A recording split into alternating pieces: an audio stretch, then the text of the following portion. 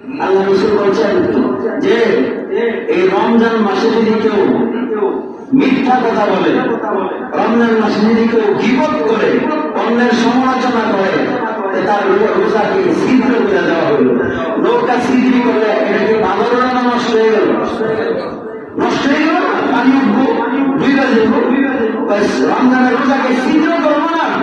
সাহাবারা জিজ্ঞেস করে, রাসূলুল্লাহ, রোজা আবার ছিদ্র কেমন হলো? রোজা রেখে যদি কেউ মিথ্যা কথা বলে, রোজা রেখে যদি কেউ গীবত করে, অন্যের বদনাম রটায়, তার রোজা ছিদ্র হয়ে গেল। বলি না, আলহামদুলিল্লাহ।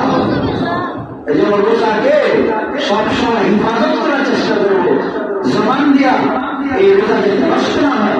তাহলে আমরা রোজা রাখি সাহারি খায় জিব্বা দ্বারা, আবার রোজা ভাঙ্গি এই জিব্বা দিয়ে ইফতারি করে। আল্লাহ রাসূল বলেন, আবার এই জিব্বা দিয়ে রোজা ছিদ্র হয়। কিভাবে?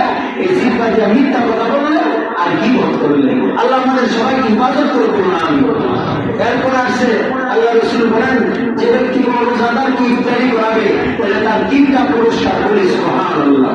কয়টা পুরস্কার? তিনটা পুরস্কার। এক নম্বর হলো, যে বান্দা কোন রোজাদারকে ইফতারি করাবে তার অতীত জীবনের গুনাহ মাফ করে দেবে। সুবহানাল্লাহ। দুই নম্বর হলো, আল্লাহ রাব্বুল আলামিন যে ব্যক্তি কোন রোজাদারকে ইফতারি করাবে, আল্লাহ পাক